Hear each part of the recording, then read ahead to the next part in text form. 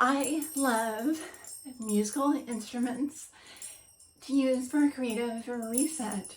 These instruments, which you can find at your local thrift stores, are just a great way to get reset.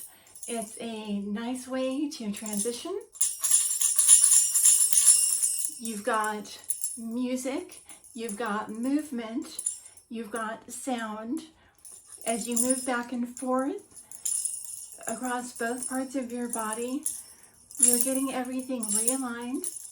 And also, it's just kind of fun. So I suggest finding some instruments that make you smile and adding those to your writer's toolbox.